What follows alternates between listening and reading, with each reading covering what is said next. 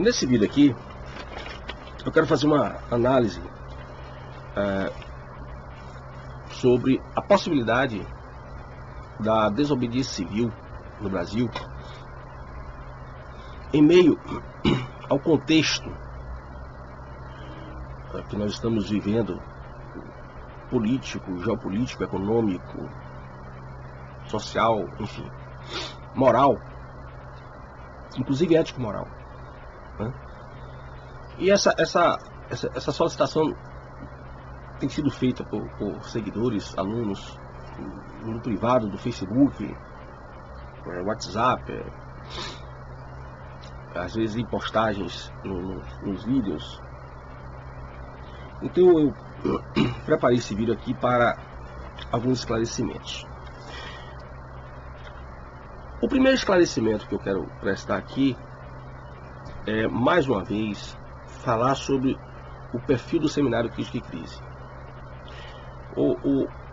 O seminário, eu não tenho a perspectiva de ficar demonstrando erudição, intelectualismo vazio. Até porque a proposta do seminário, e uma das principais características desses vídeos, esses vídeos são curtos, são vídeos de no máximo meia hora, 30 a 35 minutos. Então, não é fácil sintetizar teorias muitas vezes extremamente complexas em meia hora, relacionando essas teorias com o mundo real e ainda sem correr o risco de errar, sem correr o risco de distorcer pela própria síntese algumas dessas teorias. Porém, o seminário ele nasce com a perspectiva de tentar contribuir muito humildemente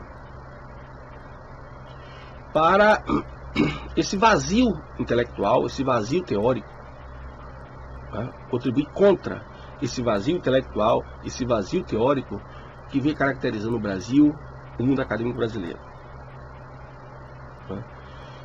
Isso muito me assusta. Eu tenho revelado isso em outros vídeos, até em palestras eu tenho comentado isso, porque esse vazio intelectual, esse vazio teórico, por incrível que pareça, tem caracterizado o próprio ambiente acadêmico. Aquele que deveria ser o ambiente protetor do alto saber, do saber erudito, da alta cultura, este é hoje o ambiente que vilipendia a cultura no Brasil, o mundo acadêmico brasileiro, salvo raras e honrosas exceções, graças ao bom Deus. Então o seminário ele tem essa perspectiva de trazer uma humilde contribuição para esclarecer pessoas sobre o que está acontecendo. Porém, aqui não se trata apenas de fazer revelações de cunho, digamos assim, jornalístico, reportagem, mas mostrar fundamentalmente que o que está acontecendo no Brasil e no mundo é fruto, sim, da aplicação de teorias, e mostrar como essas teorias e essas realidades se relacionam. A proposta do seminário é mostrar que o mundo que existe é um mundo muito mais complexo do que simplesmente reduzir tudo à teoria do complô. Como eu tenho dito sempre, teoria do complô é coisa de ignorante. O que existe, e aí se perde no tempo, é o aparecimento, o desenvolvimento, a construção de ideias, a reprodução de ideias contextualizadas nos seus respectivos tempos e que chegam até hoje. E isto resulta em algo que eu esclareço muito para os meus alunos, seguidores, estou falando aqui agora. Eu digo muito isso em palestra, sala de aula. O mundo não está mudando, o mundo está sendo mudado. E isso é muito diferente. É muito diferente a gente falar de um mundo que está mudando no sentido natural das coisas, da própria lei da natureza, de um mundo que está sendo mudado. O mundo está sendo mudado. Há um projeto em andamento cuja efetivação está ocorrendo em passos largos. E todos vocês estão vendo isso, os que concordam e os que discordam.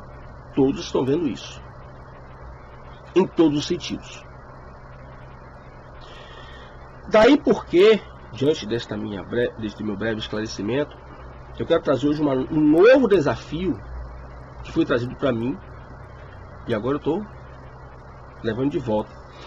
Um novo desafio que é exatamente tratar sobre a possibilidade de uma chamada desobediência civil.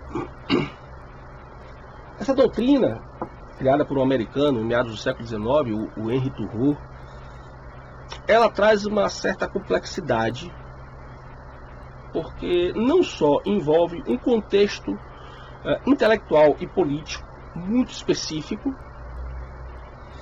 É ali um novo país que está nascendo fruto de uma independência da maior potência mundial, diga-se de passagem, a Inglaterra. Mas é uma doutrina também que está discutindo com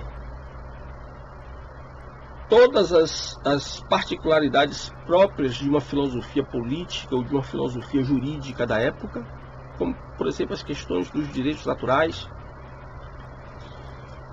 Esta relação muito própria da modernidade, né, entre indivíduo e Estado,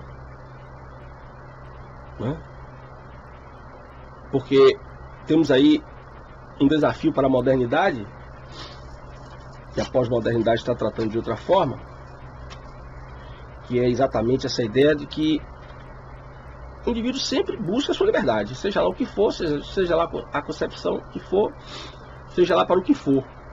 E o Estado, ele existe também, seja lá a concepção de Estado, fundamentalmente para criar e manter algum tipo de ordem, seja ela qual for. Então, diante dessas generalizações, o que podemos entender é que são dois universos sempre antagônicos, que em algum momento, por alguma doutrina, por alguma realidade institucional, por algum momento histórico, podem entrar num consenso. Né? E a teoria da desobediência civil faz parte desse contexto. Né? Muito bem. Ela é uma doutrina também que tem discussões muito sofisticadas com a dimensão, digamos, teológica, né? O calvinismo, o puritanismo nos Estados Unidos, né? Uma discussão muito importante com o unitarismo e depois o transcendentalismo de Ralph Emerson, que foi durante muito tempo, inclusive, um amigo e até apoiador, né, do Henry Thoreau. Então, mas aqui eu quero tratar de pontos específicos que venham mais diretamente a nos interessar. O Henry Thoreau, ele está preocupado com um governo. O Henry Thoreau, ele não está preocupado diretamente com o Estado. Nesse sentido, não há que se confundir a teoria de Henry Thoreau da desobediência civil com o anarquismo. Apesar de que é nos Estados Unidos que vai surgir uma junção dessas duas teorias, a desobediência civil com o anarquismo, chamado anarcoliberalismo. Porém, no meu entendimento, não há que se confundir anarquismo com desobediência civil, porque o anarquismo, ele não é simplesmente contra o governo, ele é contra o Estado, primeiramente. Ele quer que a casa toda desabe e cada um faça o que quer. Basta ler Bakunin, basta ler Proudhon e todos os outros. Não vou... Não, a anarquia não é bem assim, então vá lá. Valeu que os caras falaram lá para ver se é ou não é. Muito bem. O Thoreau não. O Thoreau está diretamente à questão do governo. Quando ele diz, em desobediência civil, o melhor governo é aquele que menos governa. A princípio até radicaliza, ele também não quer governo, mas depois ele parece que ele reflete melhor, ele fala assim, não, o melhor governo é aquele que menos governa. Esta é a questão. E por que Turro está dizendo isso? É claro que os socialistas fazem aquele escândalo, isso é neoliberalismo, vai deixar o povo na miséria, vamos deixar isso para lá, tá bom? O que o Turro está falando é que ele está defendendo a supremacia do indivíduo. Inclusive o Turro, ele não só relaciona como antagônicos a relação entre Estado e indivíduo, mas também entre indivíduo e as massas, indivíduo e o coletivo. Esse indivíduo que precisa se preservar, se defender, se ter a sua liberdade efetivada, mesmo diante do clamor das massas, comumente apelidadas de pessoas que detêm a mentalidade de rebanho. Sociedade de massas é um conceito que surge no final do século XIX e início do século XX, principalmente coincide aí principalmente com o aparecimento da vida nos grandes centros urbanos. Como é que se consegue fazer com que as pessoas pensem de forma tão igual? Mas isso vai se dar depois, em que Turro já morreu. Ele morreu jovem, com 44 anos. Muito bem. Então, daí porque o indivíduo em Turro, esse é o nosso primeiro desafio para brasileiros. O menor governo não significa que eu posso fazer o que eu quero. Eu diria claramente que Turro segue muitas influências de John Locke, do primeiro e segundo tratado de governo, e a desobediência civil é uma doutrina que exige do indivíduo uma extrema disciplina ético-moral. Eu vou tentar esclarecer. O fato de eu querer algo para a minha vida, eu não posso obrigar você a querer também. Já te dei uma pista aí do momento que nós estamos vivendo. Não é isso? Então, se nós fôssemos adaptar a teoria de Turro aos nossos dias, eu poderia dizer o seguinte: nós estamos muito longe de uma teoria, de um liberalismo, de um individualismo, da desobediência civil, quando falamos em movimentos sociais revolucionários. Eu posso querer ser homossexual, mas não posso exigir que todos sejam. Eu posso querer usar drogas, mas não posso querer que todos usem.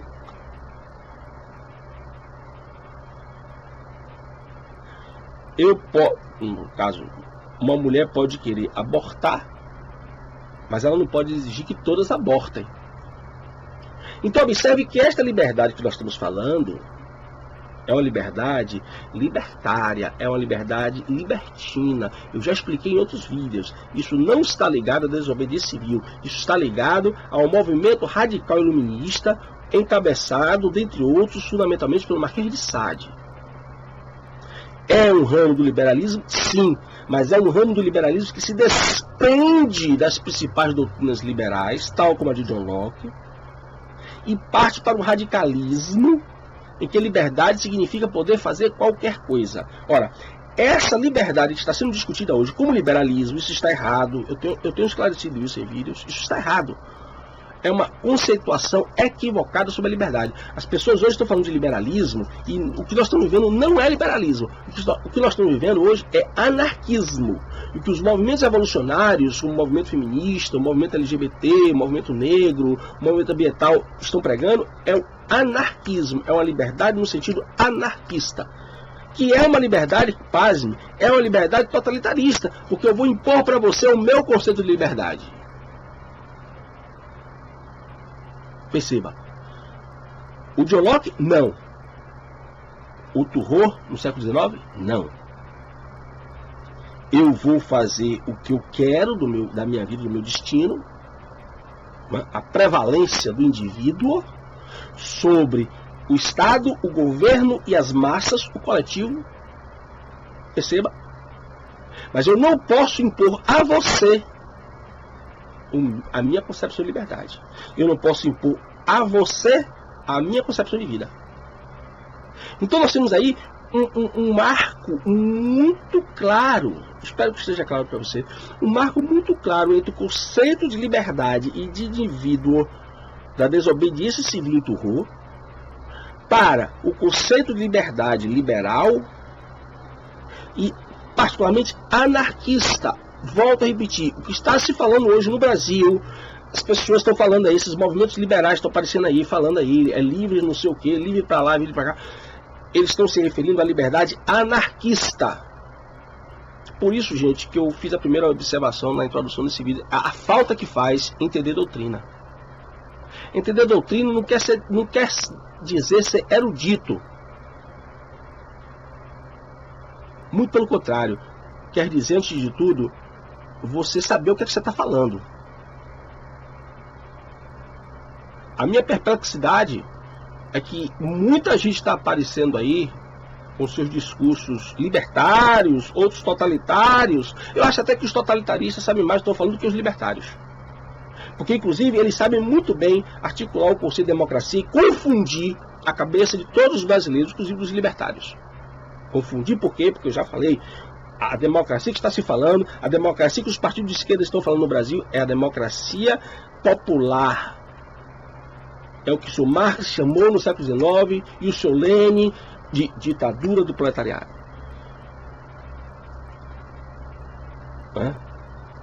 Então, veja que nós temos uma situação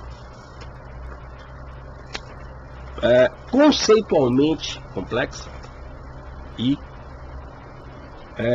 real, no mundo real, da vida de cada um de nós, também complexa. Há a possibilidade de nós efetivarmos uma política de desobediência civil no Brasil? Vamos lá, vamos pensar sobre isso.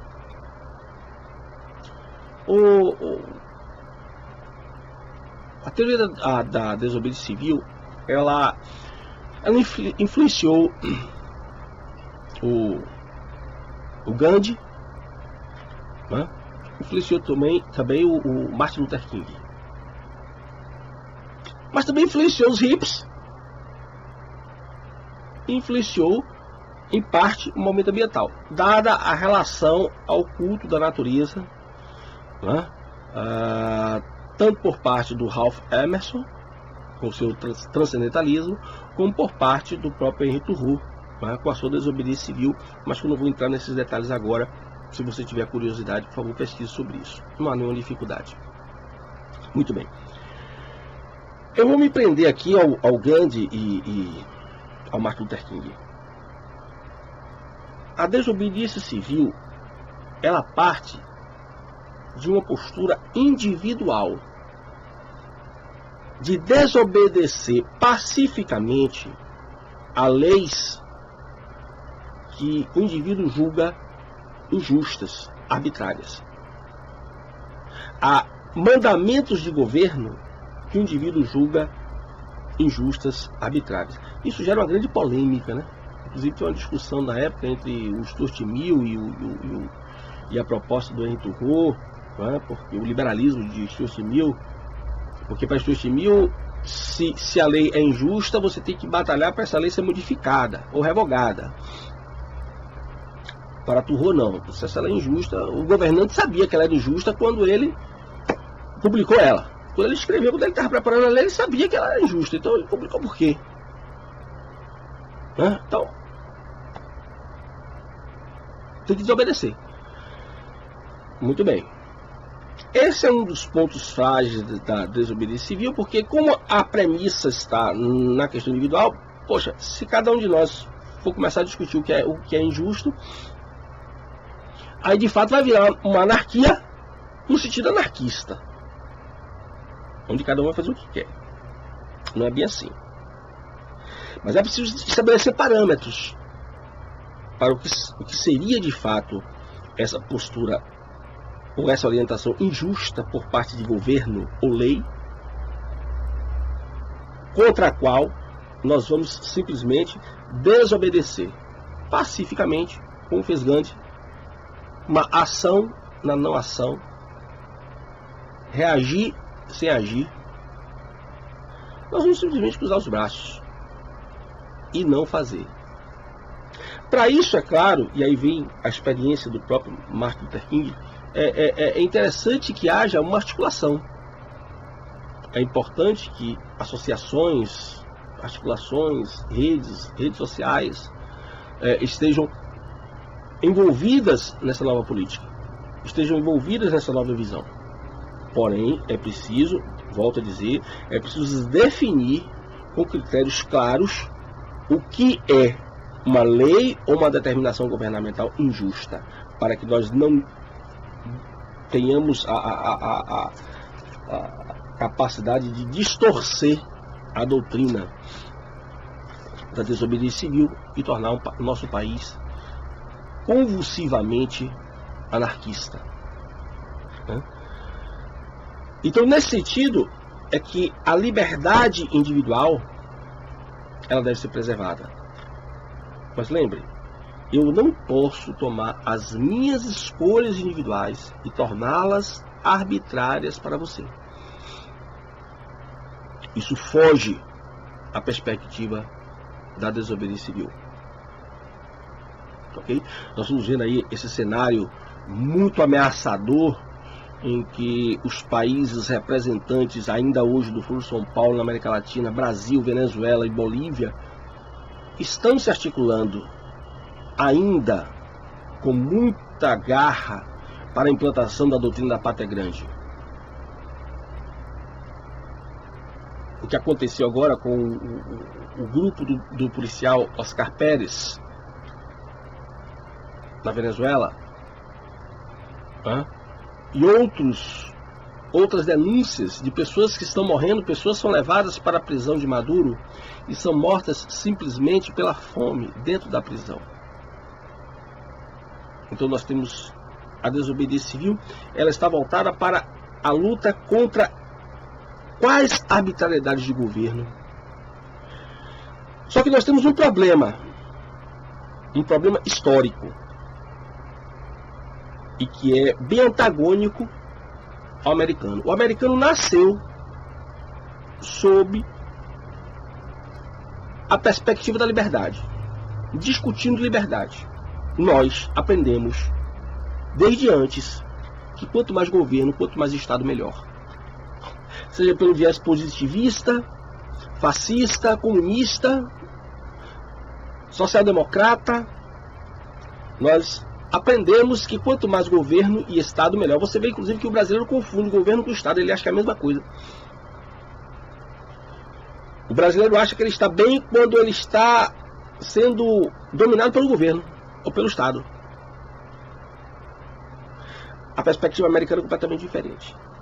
Essa questão histórica é que eu acho que é o maior empecilho para que nós possamos nos articular e criarmos, de fato, alguma perspectiva, alguma proposta de desobediência civil já contra determinadas arbitrariedades de Estado, governo e coletivos deste homem massificado que prega, através da sua bandeira vermelha, o comunismo no Brasil, que também é um homem de rebanho.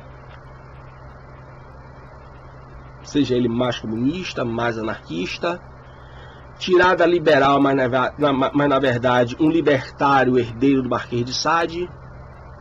Então nós temos uma situação complexa, que nós não temos um opositor único, objetivamente único, graças a essa ignorantização da cultura brasileira, que fez com que as pessoas passassem a confundir conceitos